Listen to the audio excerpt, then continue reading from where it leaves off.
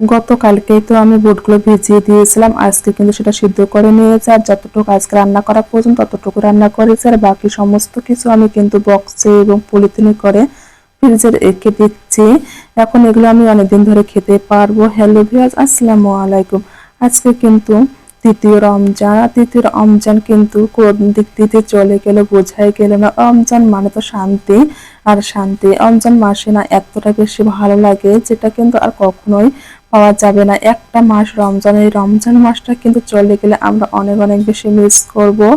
রমজান মাসে এই তো সকালবেলা ঘুম থেকে উঠেছে, একটু লেট করে উঠেছে যেহেতু সেহরির পরে ঘুমাতে হয়, সেজন্য কিন্তু ঘুম থেকে উঠতে লেট হয়। তত বেশি লেট হয়নি যেহেতু মোরসালিন বাসায় আছে, আর ওকে তো আমি টাইম মতো খাওয়াবো, সেই জন্য তো আমাকে টাইম মতন ঘুম থেকে উঠতে হবে।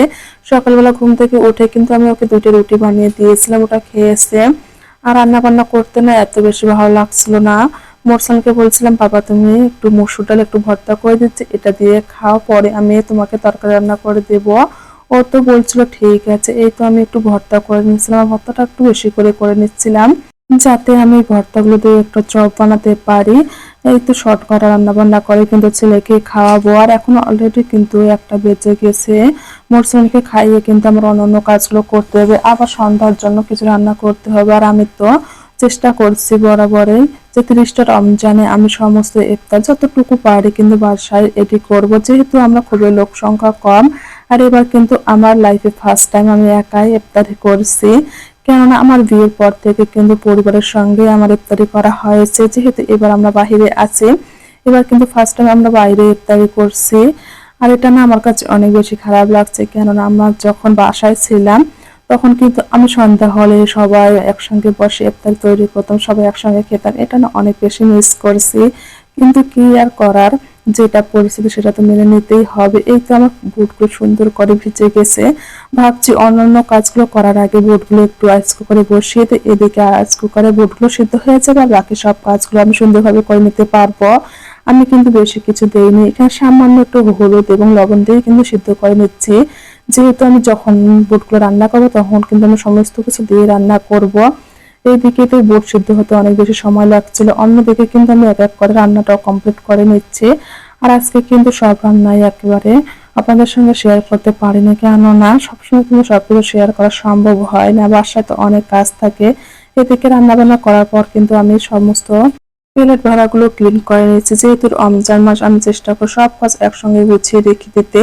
আর রমজান মাস তো পবিত্র মাস, আর আমি কিন্তু এলোমেলো জিনিসটা একেবারে পছন্দ করি না। আমি কিন্তু সময় মতো সব কাজে কমপ্লিট করে নিচ্ছি, আর আমি চেষ্টা করি যাতে ইফতারের কিছুক্ষণ আগে আমার কাজগুলো শেষ হয়ে যায়, আর আমি রিল্যাক্স মুডে যাতে সব ইফতারি রেডি করতে পারে, সবাই মিলে একসঙ্গে ইফতারি করতে পারি, এটাই আমি সবসময় চেষ্টা করি।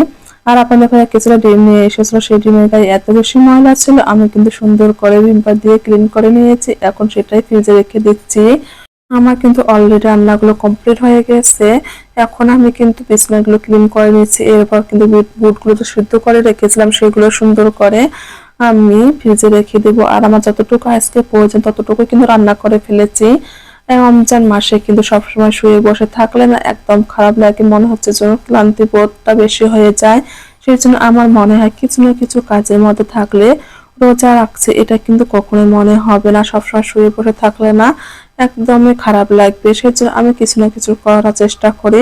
যখন কাজ থাকে না তখন কিন্তু আমি মোরসুমের সঙ্গে গল্প করি, রাত আড্ডা দিই, এভাবে কিন্তু আমার রমজানগুলো পার করছি। এই তো আমার বিছানাগুলো ক্লিন করা হয়ে গেছে, এখন আমি সেই বুটগুলো সুন্দর করে বক্সে করে রেখে দেবো। আর আমার কিন্তু বাসায় বক্স শেষ হয়ে গেছে, যেহেতু আমি সমস্ত কিছু একসঙ্গে বক্সে করে করে রেখে দিই, এতে কিন্তু আমার অনেক বক্সের প্রয়োজন হয়। এখন আমি যতটুকু বক্সে আছে ততটুকু বক্সে নিয়ে নেব, এরপর কিন্তু পলিথিনে করে রেখে দেব। এই বুটগুলো না আমার কিন্তু অনেকদিন চলে যাবে, যেহেতু আমার লোক সংখ্যা এখন অনেক কম আছে, 3জন মানুষ। আর আমি কিন্তু কিছুটা আলু দিয়ে রান্না করব, তাহলে না অনেকদিন যাবে। বুটগুলো কিন্তু সিদ্ধ করতে অনেক বেশি সময় লাগে, সেই জন্য কিন্তু আমি এইভাবে রেখে দিয়েছি। আর আপনাদের ভাইয়া কিন্তু 1 প্যাকেট বুন্দিয়াও নিয়ে এসেছে, সেটাও আমি সুন্দর করে শিরা তৈরি করে একেবারে রান্না করে ফ্রিজে রেখে দেব। এভাবে কাজ করলে না অনেক কাজে কিন্তু খুব তাড়াতাড়ি করা যায়। সবাই ভালো থাকবেন, আল্লাহ হাফেজ।